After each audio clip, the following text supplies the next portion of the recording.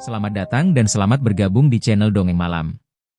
Bagi yang sudah mampir, jangan lupa tinggalkan jejak kalian dengan cara di like dan komen video ini.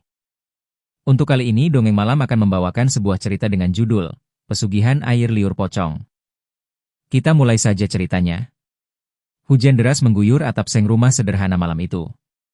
Angin menampar jendela kayu hingga menimbulkan suara berderak. Di kamar sempit dengan lampu temaram, seorang anak perempuan berumur 7 tahun meringkuk di balik selimut. Namanya Naila Rahma Putri. Matanya yang besar berkilat penuh ketakutan. Ia menatap sudut kamar yang gelap, di mana sebuah bayangan hitam berdiri diam.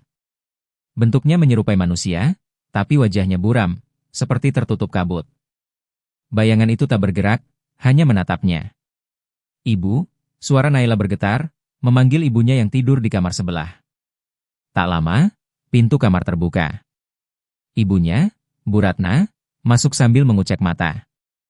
"Nai, kenapa nangis lagi, Nak?" tanya ibunya lembut. Naila menunjuk sudut kamar dengan jari yang gemetar. Ada orang di situ." Bu Ratna menoleh, tapi tak melihat apa-apa selain lemari kayu tua. Ia menarik napas panjang, lalu mendekat dan memeluk anaknya. "Sudah, gak ada apa-apa. Kamu cuma mimpi." Namun Naila tahu itu bukan mimpi. Sosok itu masih ada, berdiri di sana, menatapnya lekat-lekat. Malam-malam berikutnya, kejadian itu berulang. Kadang Naila melihat bayangan, kadang melihat sosok perempuan berambut panjang duduk di kursi ruang tamu. Pernah juga ia melihat kakek tua dengan wajah penuh luka berjalan pelan di halaman. Setiap kali Naila menceritakan hal itu, orang tuanya hanya berpikir itu imajinasi anak-anak. Tapi semakin hari, semakin sering, bahkan guru di sekolah pun mulai heran karena Naila sering melamun dan terlihat ketakutan. Puncaknya terjadi pada suatu malam. Ayah dan ibunya terbangun karena suara teriakan Naila yang melengking. Mereka berlari ke kamarnya dan mendapati Naila terbaring kaku, matanya melotot menatap langit-langit. Bibirnya bergetar tanpa suara. Saat itu, di ruang tamu ada sosok perempuan berbaju putih lusuh berdiri, rambutnya panjang menutupi wajah. Bu Ratna sempat melihatnya sekilas sebelum sosok itu menghilang. "Astaga!" Bu Ratna menutup mulut, tubuhnya gemetar. "Apa-apaan ini?" gumam ayahnya, Pak Joko, dengan wajah pucat. Keesokan harinya, setelah diskusi panjang, Pak Joko akhirnya memutuskan memanggil Mbah Ranu, orang pintar yang dikenal mampu menangani perkara gaib. Sore itu, seorang pria tua berusia sekitar 60 tahun datang ke rumah mereka.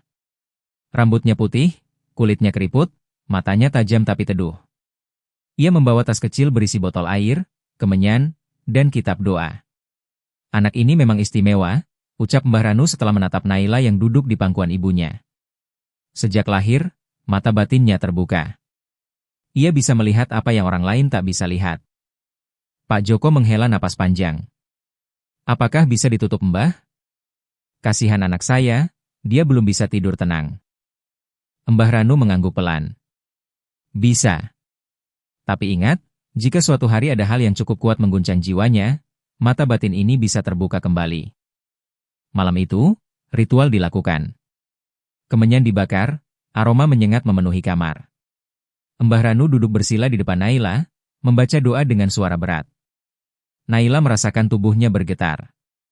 Di sudut kamar, sosok-sosok hitam mulai bermunculan, seperti tak terima dengan apa yang dilakukan. Beberapa menjerit, suaranya menggema tanpa sumber jelas. "Pegang anakmu rat-rat," teriak Mbah Ranu. Pak Joko dan Bu Ratna memeluk Naila kuat-kuat. Anak itu menangis keras, tubuhnya panas, lalu tiba-tiba menjerit kesakitan. "Diam kalian!" Mbah Ranu membentak ke arah sosok-sosok gaib itu sambil mengibas kain putih. Doa terus meluncur dari bibirnya. Perlahan, suasana tenang kembali. Sosok-sosok itu memudar, hilang seperti asap tertiup angin. Naila pingsan di pelukan ibunya. Mbah Ranu mengusap keringat di dahinya. Sudah. Untuk sementara ia akan hidup normal. Tapi ingat, jangan biarkan ia terlalu dekat dengan hal-hal berbau gaib. Kalau sampai ada energi kuat menembus penghalang ini, mata batinnya akan terbuka lagi. Sejak malam itu, Naila memang hidup lebih tenang. Ia tak lagi melihat bayangan atau sosok menyeramkan. Ia tumbuh seperti anak pada umumnya, bersekolah, bermain, dan belajar. Orang tuanya lega. Namun, jauh di dalam hati Naila, ia masih menyimpan ketakutan. Ingatan tentang malam-malam mencekam itu tak pernah hilang. Dan tak ada yang tahu bahwa takdir sudah menunggu. Waktu berjalan cepat. Naila kini sudah berusia 20 tahun. Ia tumbuh menjadi gadis dewasa yang cantik dengan rambut hitam sebahu, tatapannya lembut, dan senyumnya selalu menenangkan. Hidupnya di kota tempat ia kuliah terasa normal, tanpa gangguan gaib. Ia sudah hampir lupa dengan masa kecilnya yang kelam, seolah semua hanya mimpi buruk. Sesekali ia teringat, tapi ia memilih menutupinya rapat-rapat. Liburan semester pun tiba. Naila memutuskan untuk pulang ke desanya di Jawa Tengah. Bedanya kali ini, ia tidak pulang sendiri. Ia mengajak 4 temannya sekampus, Arif, sahabat dekatnya, Sinta, sahabat perempuannya yang modis, Bagas, temannya yang keras kepala sering jadi bahan bercandaan, dan Dewi Lestari, gadis pendiam yang hobi membaca. Mobil sewaan yang mereka kendarai melaju di jalan berliku. Sore itu cuaca cerah, sawah-sawah menghijau di kiri kanan, dan suara tawa mereka memenuhi mobil. "Wah, kampung kamu asri banget, Nay," komentar Sinta sambil sibuk memotret pemandangan. "Betul, gak kayak Jakarta yang penuh polusi," tambah Dewi sambil tersenyum tipis. Arif yang duduk di samping supir melirik ke arah Naila. "Kamu gak kangen rumah, Nay?" Naila tersenyum. "Kangen dong, sudah lama gak pulang. Aku pengen makan masakan ibuku." Bagas, yang sejak tadi asyik ngemil keripik, tertawa keras. "Ah, kalau soal makan, aku ikut. Pokoknya selama di kampung, aku mau nyobain semua makanan khas ini. Gak peduli perut buncit." Mereka tertawa bersama. Suasana hangat itu membuat Naila lupa akan segala kenangan buruk yang pernah ia alami di rumah. Malam menjelang ketika mobil mereka akhirnya tiba di rumah sederhana milik orang tua Naila. Rumah itu masih sama, dindingnya bercat putih yang sudah agak kusam, halamannya luas dengan pohon mangga yang rindang. "Ibu, ayah," seru Naila sambil masuk. Bu Ratna keluar dengan wajah berseri. "Naila, anak ibu sudah pulang?" Ia memeluk Naila erat, lalu menyambut teman-temannya. "Silakan masuk ya, Nak. Anggap saja rumah sendiri." Pak Joko muncul dari dalam, tersenyum lebar. "Wah," Naila ajak teman-temannya, senang sekali rumah jadi ramai. Malam itu mereka makan bersama dengan hangat. Ayam goreng, sayur asem, sambal terasi, makanan rumahan yang membuat semua teman Naila puas. Beberapa hari pertama berjalan biasa saja. Mereka berkeliling desa, bermain ke sawah, memetik buah mangga di halaman, dan nongkrong di warung kopi. Sinta sibuk update media sosial, Bagas asyik main voli dengan pemuda desa, Dewi lebih banyak membaca buku di teras, sementara Arif kerap menemani Naila kemanapun. Tidak ada tanda-tanda aneh. Naila merasa bahagia, seperti benar-benar liburan. Namun, sebuah kejadian kecil akan mengubah semuanya. Suatu siang, setelah seharian berkeliling, Bagas tiba-tiba berkata, Aku dengar ada warung soto enak banget di jalan utama desa ini. Katanya rame terus. Gimana kalau kita makan di sana?" Naila mengangguk setuju. "Oh, itu warungnya Pak Darmin. Dulu waktu aku kecil, warung itu biasa aja, malah sering sepi. Kok sekarang jadi rame ya?" Mereka pun pergi ke warung tersebut. Dari luar, warungnya terlihat sederhana, bangunan kayu dengan papan bertuliskan soto Pak Darmin asli segar gurih. Namun yang mengejutkan, warung itu penuh dan sesak. Puluhan orang makan dengan lahap, antrian sampai keluar. "Wow, rame banget." Sinta terbelalak. "Wajar kalau enak, pasti banyak yang suka," ujar Bagas dengan antusias. Mereka pun masuk.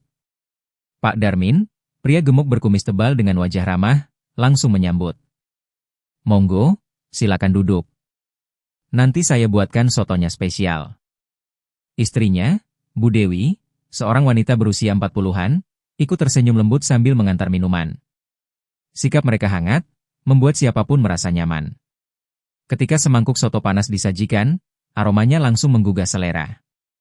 Kuahnya bening kekuningan, daging ayamnya melimpah, dan taburan bawang goreng menambah harum. Mereka makan dengan lahap. "Ya ampun, enak banget," seru Sinta sambil menyeruput kuah. "Pantas rame terus," tambah Arif. Bagas bahkan langsung nambah 1 porsi lagi. Naila tersenyum kecil, tapi di balik itu, ia merasa aneh. Saat menoleh ke arah dapur, ia melihat sekilas bayangan hitam samar berdiri di dekat panci besar kuah soto. Saat mata Naila berkedip, bayangan itu langsung hilang. "Nai, kamu kenapa?" tanya Arif pelan, menyadari wajah Naila sedikit pucat. "Eh, enggak apa-apa." Naila tersenyum memaksakan. Tapi sepanjang makan, perasaan itu tidak hilang. Ada sesuatu yang janggal, sesuatu yang mengingatkannya pada masa kecil. Malam itu, Naila tidak bisa tidur nyenyak. Setiap ia memejamkan mata, ia terbayang dapur warung soto itu, dan bayangan hitam yang menatapnya dari balik panci kuah. Hari-hari setelah makan di warung soto itu berjalan seperti biasa. Mereka tetap berlibur, jalan-jalan ke sungai, memetik rambutan, bahkan sempat ikut acara warga desa. Semua tampak normal. Namun, sejak malam setelah makan di warung Pak Darmin, Naila sering merasa gelisah. Ia beberapa kali merasakan ada yang mengawasi dari sudut ruangan. Saat berkaca, bayangan gelap kadang melintas di belakangnya, tapi begitu ia menoleh, tidak ada apa-apa. Ia mencoba mengabaikan. Mungkin cuma kebawa pikiran, batinnya. Beberapa hari kemudian, saat mereka pulang dari jalan-jalan sore, Bagas kembali mengusulkan. "Aku lapar banget. Gimana kalau makan lagi di soto Pak Darmin? Rasanya nagih, sumpah." Sinta langsung setuju. "Iya. Soto itu enak banget, aku juga pengen lagi." Dewi Lestari tampak ragu, tapi tidak menolak. Arif melirik Naila, yang wajahnya agak pucat. "Kamu nggak apa-apa kalau kesana lagi, Nai?" tanyanya. Naila terdiam sejenak. Dalam hatinya, ia sebenarnya tidak mau. Tapi ia tidak ingin dianggap aneh atau penakut. Ia akhirnya tersenyum tipis. "Iya, nggak apa-apa." Sore itu, mereka kembali duduk di warung yang penuh sesak. Suasana sama seperti sebelumnya. Riuh rendah suara pengunjung, aroma kuah soto yang menggoda, dan keramahan Pak Darmin serta istrinya. Namun, sejak pertama masuk, Naila sudah merasa sesuatu yang janggal. Dadanya sesak, seperti ada beban berat menekan. Pesanan datang. Semua tampak normal. Teman-temannya langsung menyantap dengan lahap. Tapi ketika Naila menoleh ke arah dapur, matanya langsung terbelalak. Di sana, berdiri sesosok pocong. Kain kafannya kusam, bernoda tanah dan darah. Wajahnya membengkak, kulitnya pecah-pecah, mata merah menyala menatap tajam. Pocong itu berdiri tepat di samping panci kuah soto. Yang lebih mengerikan, sosok itu menjulurkan lidah panjang berwarna hitam, seolah meneteskan sesuatu ke dalam kuah. Naila terdiam, tubuhnya gemetar. Ia memegang sendok tapi tak sanggup menyuapkan makanan. "Nai, kamu gak makan?" tanya Sinta sambil mulutnya penuh soto. Naila hanya menggeleng. Kuah soto di depannya yang tadi harum kini tampak menjijikan, seolah berubah warna menjadi keruh dan berbau anyir darah. Ia menutup mulutnya, lalu berlari keluar. Di pinggir jalan, ia muntah hebat. Arif buru-buru mengejarnya. "Nai, kamu kenapa?" Naila mengusap bibir, wajahnya pucat pasi. Air matanya berlinang. "Aku lihat sesuatu, Rif. Di dapur itu ada pocong," suaranya bergetar. Arif terdiam, bingung. Tapi melihat ketakutan nyata di wajah Naila, ia memilih percaya. "Ya Tuhan," gumamnya pelan. "Kamu jangan bilang sama yang lain dulu, nanti mereka panik. Kita cari tahu pelan-pelan, ya?" Naila mengangguk lemah. Malam itu, Naila tak bisa tidur. Setiap kali memejamkan mata, ia terbayang pocong itu, dengan wajah busuk dan mata merah menyala. Esoknya, Sinta mulai merasa aneh. Ia mengeluh mual setiap kali mengingat soto Pak Darmin. Bahkan hanya mencium aroma kuah rebusan ayam di rumah pun ia ingin muntah. Lebih parah lagi dengan Bagas. Ia mulai sering mengigau di malam hari, berteriak-teriak, seolah ada yang mengejarnya. Pernah suatu malam tubuhnya kaku, matanya mendelik, dan dari mulutnya keluar suara parau. "Darmin? Darmin? Satu lagi?" Semua orang terkejut. Naila langsung gemetar, hatinya semakin yakin bahwa ada sesuatu yang tidak wajar dengan warung itu. Malam berikutnya, Naila mendengar suara bisikan saat ia hampir tertidur. Suara itu berat dan basah, seperti keluar dari tenggorokan yang membusuk. "Makanlah, makan lagi, biar kau ikut bersama mereka. Naila tersentak, membuka mata, tapi tak ada siapa-siapa. Hanya angin malam berhembus dari celah jendela. Malam itu, ia sadar satu hal, mata batinnya telah terbuka kembali. Sejak mereka kembali dari warung soto itu, keadaan Bagas makin aneh. Tubuhnya sering lemas, matanya tampak sayu, dan ia sering melamun sendirian. Awalnya teman-teman lain menganggap Bagas hanya kelelahan, tapi Naila tahu ada sesuatu yang lebih serius. Setiap kali ia menatap Bagas, ia melihat bayangan hitam menempel di punggungnya, bergerak seperti asap pekat. Malam itu, mereka sedang duduk di ruang tamu rumah Naila. Sinta sibuk menonton TV, Arif main gitar, dan Dewi membaca buku. Bagas tiba-tiba menggigil hebat. "Astaga Bagas, kamu kenapa?" tanya Sinta panik. Tubuh Bagas mendadak kaku. Matanya terbalik, hanya tampak putihnya saja. Lalu dari mulutnya keluar suara berat, serak, bukan suaranya sendiri. "Darmin? Darmin?" Satu lagi. Semua terdiam ketakutan. Dewi menjatuhkan bukunya, wajahnya pucat pasi. "Ya Tuhan," bisiknya. Arif bergegas menahan tubuh Bagas yang meronta. "Naila! Ini kenapa?" Naila gemetar, tapi ia tahu, ini bukan sakit biasa. Bagas kerasukan. Tubuh Bagas semakin liar. Ia menendang meja hingga hampir terbalik. Dari mulutnya terus keluar suara serak itu. "Darmin, sudah waktunya, sudah waktunya." Naila menahan napas. Nama itu Darmin, pemilik warung soto. Dengan memberanikan diri, ia mendekat, berbisik pelan ke telinga Bagas. "Kamu siapa? Kenapa sebut nama Darmin?" Mata Bagas mendelik tajam, lalu ia tertawa melengking. "Dia sudah milikku. Kalian semua, sebentar lagi." Seketika tubuh Bagas terhempas ke belakang, lalu terdiam. Napasnya terengah, wajahnya penuh keringat. "Apa yang barusan?" Arif masih gemetar. Naila memeluk lututnya, berbisik lirih. "Itu bukan Bagas. Itu, sesuatu dari warung itu." Sejak malam itu, kondisi Bagas makin parah. Siang hari ia tampak normal, meski sering lesu. Malam hari ia sering kerasukan, berbicara dengan suara aneh.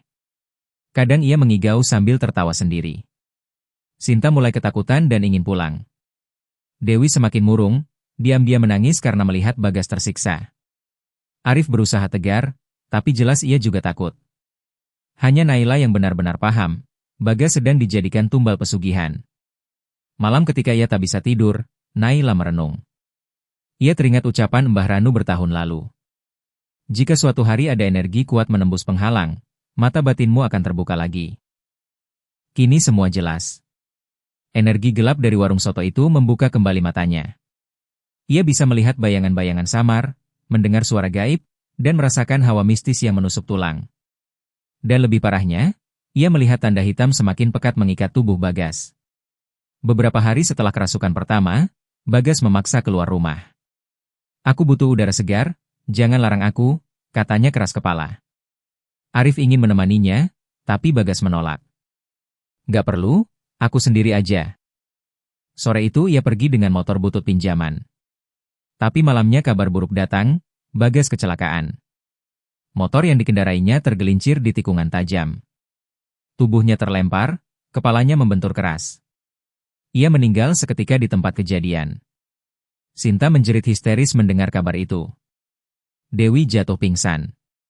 Arif memukul dinding sampai berdarah, marah bercampur putus asa.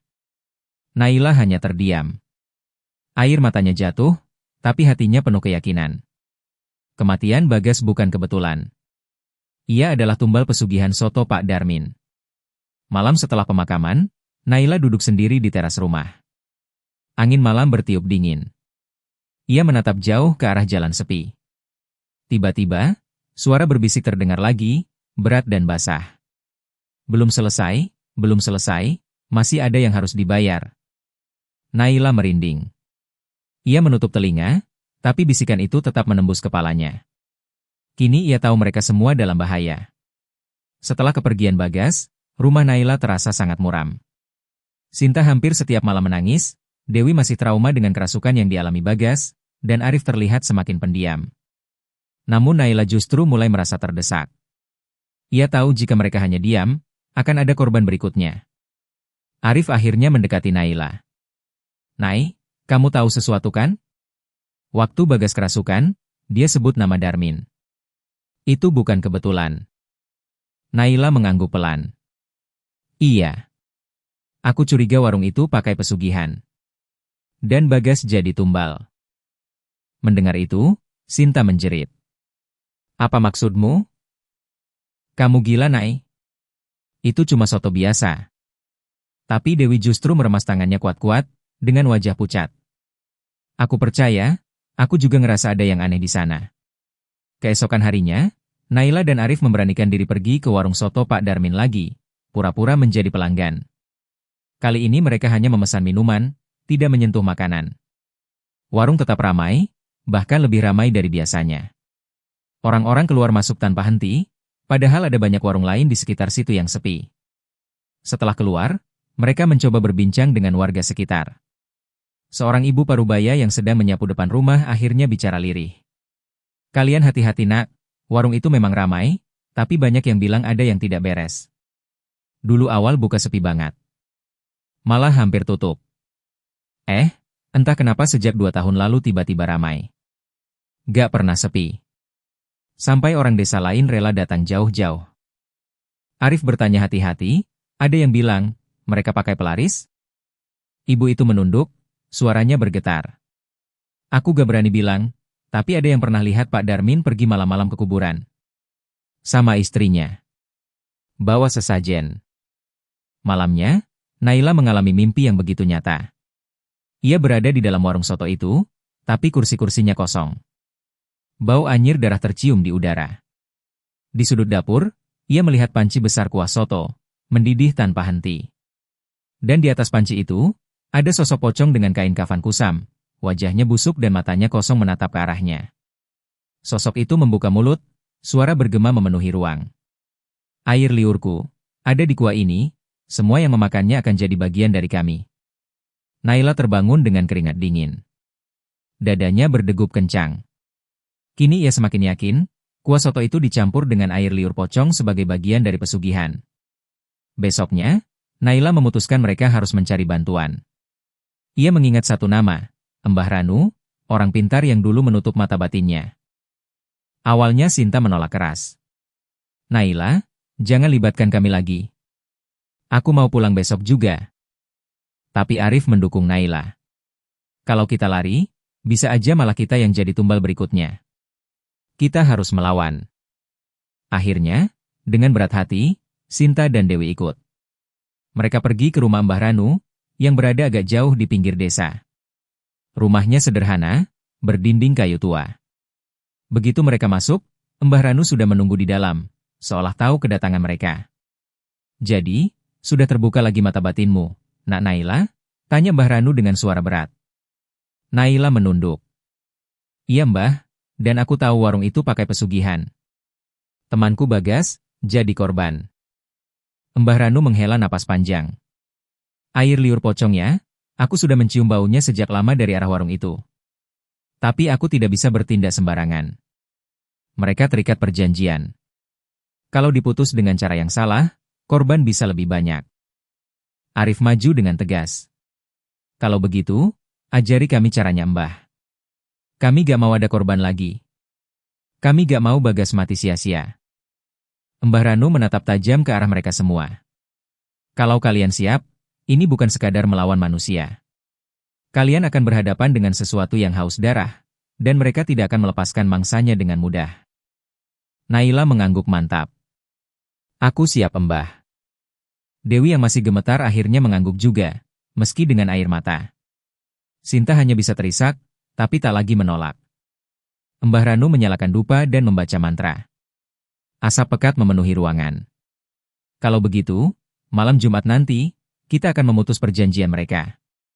Siapkan hati kalian. Karena saat itu, iblis peliharaan mereka akan muncul dengan wujud aslinya." Hari yang ditunggu akhirnya tiba. Malam Jumat Kliwon, langit gelap tanpa bintang. Angin bertiup kencang, seakan membawa hawa kematian. Naila, Arif, Sinta, dan Dewi mengikuti Mbah Ranu menuju warung soto Pak Darmin. Warung itu masih buka seperti biasa, bahkan masih ramai pelanggan. Tapi anehnya, wajah para pelanggan terlihat kosong, seperti orang linglung. Mbah Ranu berbisik, mereka sudah dikendalikan energi gaib. Jangan heran kalau mereka tampak seperti boneka. Mbah Ranu berjalan ke arah dapur warung. Darmin yang sedang mengadu panci kuah tersentak kaget melihat rombongan mereka. Dewi muncul dari balik tirai dapur, wajahnya pucat namun penuh kebencian. "Apa maksudmu datang ke sini malam-malam, Mbah?" Suara Darmin keras, tapi terdengar bergetar. Mbah Ranu menatap tajam. "Kalian sudah menyalahi kodrat. Air liur pocong yang kalian pakai sudah menelan nyawa orang yang tidak bersalah. Ini harus dihentikan malam ini juga." Dewi menjerit. "Tidak. Kalau perjanjian diputus, kami akan hancur. Kami sudah menyerahkan banyak untuk sampai di sini." Tiba-tiba, hawa dingin menusuk ruangan. Panci besar kuah soto berguncang hebat, seakan mendidih lebih keras dari biasanya. Dari balik uap yang tebal, muncullah sosok pocong dengan kain kafan kusam, wajah membusuk, dan mata kosong memancarkan cahaya merah. Pelanggan yang tadinya makan mendadak menunduk kaku, lalu ambruk satu persatu di meja mereka, seolah pingsan. Naila menutup mulutnya, menahan mual. Ia tahu itu makhluk yang selama ini ia lihat dalam mimpinya. "Itu dia, pocong pesugihan itu," bisiknya. Pocong itu melompat dengan kecepatan mengerikan, mengarah langsung ke Naila. Namun Mbah Ranu dengan cepat menancapkan tongkat kayunya ke lantai dan membaca mantra keras. Cahaya putih membentuk lingkaran di sekitar mereka. "Bertahan di dalam lingkaran. Jangan keluar," teriak Mbah Ranu. Arif memegang tangan Sinta yang gemetar hebat, sementara Dewi hampir pingsan. Naila, meski ketakutan, menatap langsung ke arah pocong itu. Makhluk itu menjerit dengan suara parau, lalu menabrak perisai cahaya yang dibuat Mbah Ranu. Benturannya membuat seluruh warung bergetar, lampu gantung berayun-ayun, dan panci kuah meledak, menyemburkan cairan berbau busuk. Di tengah kekacauan itu, Darmin akhirnya berteriak dengan wajah putus asa. "Cukup. Hentikan. Aku gak kuat lagi." Mbah Ranu menatapnya tajam. "Katakan semuanya, Darmin. Biar roh itu terputus dari ikatanmu." Dewi menangis histeris. "Kami dulu buka warung ini dengan jujur, tapi sepi. Kami bangkrut, terlilit hutang. Lalu, seseorang di desa jauh bilang ada cara cepat. Kami datang ke kuburan, melakukan ritual, sejak itu warung kami ramai. Tapi syaratnya, harus ada tumbal jiwa muda setiap beberapa bulan. Dan air liur pocong itu harus dicampur ke dalam kuah soto, supaya orang-orang ketagihan makan di sini." Naila terisak, "Itu sebabnya Bagas meninggal, dia jadi tumbal kalian." Darmin menunduk, wajahnya penuh rasa bersalah. "Aku hanya ingin menyelamatkan usaha kami. Tapi sekarang, semua ini sudah di luar kendali." Mbah Ranu segera duduk bersila, melafalkan doa-doa panjang. Tangannya bergerak cepat, menaburkan garam, bunga, dan membaca ayat-ayat suci. Lingkaran cahaya semakin terang, membuat pocong itu menjerit marah. Makhluk itu melompat-lompat liar, memukul dinding, hingga kaca warung pecah berhamburan. Bau busuk memenuhi udara. "Darmin, Dewi. Ikuti ucapanku kalau kalian ingin selamat," teriak Mbah Ranu. Dengan gemetar, Darmin dan Dewi mengikuti setiap doa yang dilantunkan. Darah mengucur dari mulut mereka, tanda perjanjian mulai patah. Pocong itu semakin mengamuk, tubuhnya menghitam dan melepuh. Naila menutup mata, tapi ia bisa merasakan hawa panas dan suara jeritan mengerikan. Tiba-tiba, lantai warung bergetar keras. Api menyambar dari dapur, menjilat kayu dan tirai. Dalam hitungan menit, seluruh warung dilalap api. Pocong itu menjerit panjang sebelum tubuhnya pecah menjadi asap hitam, lenyap di telan api. Darmin mencoba memadamkan api dengan ember, tapi atap warung yang sudah terbakar runtuh. Puing-puing kayu jatuh menimpanya. "Darmin!" Dewi menjerit histeris, berusaha menolong, tapi api terlalu besar. Mbah Ranu menarik Naila dan yang lain keluar dari bangunan. Dari luar, mereka hanya bisa melihat bagaimana warung soto Pak Darmin berubah menjadi lautan api. Dewi tersungkur di tanah, menangis meraung-raung melihat suaminya terkubur di bawah puing terbakar. Saat api semakin membesar, Mbah Ranu berdiri tegak menatap kobaran itu. Pesugihan ini sudah berakhir. Ikatan mereka dengan iblis pocong sudah terputus. Tapi ingat, setiap perjanjian gelap pasti meminta harga. Dan harga itu sudah dibayar mahal malam ini. Naila memeluk Sinta dan Dewi yang masih syok, sementara Arif terdiam menatap kobaran api. Dalam hati Naila berbisik lirih, "Bagas, akhirnya aku bisa membalas dendammu. Semoga kamu tenang di sana." Pagi itu, desa Naila diselimuti kabut tipis. Sisa-sisa api dan puing warung soto Pak Darmin masih hangus, bau hangus menyengat menusuk hidung. Warga berkumpul di kejauhan, bisik-bisik dan tatapan penasaran mengitari reruntuhan. Dewi duduk di tanah, tubuhnya lemah. Tangannya penuh luka akibat berusaha menyelamatkan suaminya. Matanya merah dan bengkak karena menangis semalaman. Naila dan Sinta mendekat, memeluknya perlahan. "Semua sudah berakhir, Wai," bisik Naila pelan. Dewi hanya menunduk, air mata masih mengalir. "Aku nggak tahu harus mulai dari mana, semua sudah hilang." Arif berdiri di samping mereka, menatap reruntuhan itu dengan wajah muram. Ini pelajaran berat. Betapa berbahayanya jika manusia tergoda hal gelap demi kekayaan dan keserakahan. Naila menatap api yang sudah padam menjadi bara hitam. Ia menghela napas panjang, merasakan hawa gaib yang masih tersisa di udara. Mata batinnya kini terbuka sepenuhnya, tapi berbeda dari dulu, lebih stabil, lebih kuat, dan lebih bisa ia kendalikan. Ia sadar bahwa melihat dunia gaib bukan lagi kutukan, tapi kemampuan yang harus digunakan dengan bijak. "Bagas, aku janji, aku akan selalu menjaga yang lain. Tidak akan ada yang menjadi tumbal sia-sia lagi," Naila berbisik lirih. Ia merasakan kehadiran Bagas di dekatnya, seolah tersenyum, menenangkan. Air matanya menetes, tapi hatinya sedikit lega.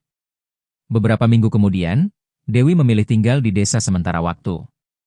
Trauma dan kehilangan membuatnya ingin menjauh dari dunia luar sejenak.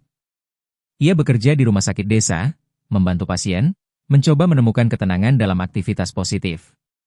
Sinta dan Arif kembali ke kota bersama Naila, namun mereka tetap sering mengunjungi desa. Kedekatan mereka bertiga semakin erat karena pengalaman mengerikan itu. Sebelum meninggalkan desa, Naila menemui Mbah Ranu sekali lagi. Mbah Ranu menatap Naila tajam, lalu tersenyum tipis. "Kau sudah kuat, Naila. Tapi ingat, dunia ini tidak hanya ada yang kasat mata. Mata batinmu sekarang terbuka, dan itu berarti kau bisa melihat hal-hal yang orang lain tidak bisa. Gunakan dengan hati-hati. Jangan pernah tergoda, jangan pernah takut untuk melindungi yang lemah." Naila mengangguk, penuh tekad. "Aku mengerti, Mbah. Aku siap." Beberapa bulan kemudian, Naila kembali ke kota untuk kuliah. Ia menjalani kehidupan normal, meski kini setiap malam, matanya masih bisa melihat bayangan samar di sudut gelap. Tapi kali ini, tidak ada rasa takut, hanya kewaspadaan. Ia dan teman-temannya tetap berhubungan erat. Sinta menjadi lebih berani, Arif lebih dewasa, dan Dewi perlahan pulih dari trauma. Mereka semua belajar bahwa kebenaran dan keberanian kadang datang dengan harga yang sangat tinggi. Naila sering berjalan di kampus malam hari, melihat cahaya lampu jalan yang temaram, dan sesekali melihat bayangan samar berdiri di kejauhan. Ia tersenyum tipis. "Kalau itu hanya ingin menakutiku, kalian salah," batinnya. "Sekarang aku yang mengawasi kalian." Dan begitu, cerita berakhir dengan Naila yang sepenuhnya menerima mata batinnya, siap menghadapi dunia nyata sekaligus dunia gaib. Dan cerita selesai di sini. Terima kasih sudah mengikuti cerita sampai akhir. Untuk cerita dengan judul Pesugihan Air Liur Pocong berakhir di sini.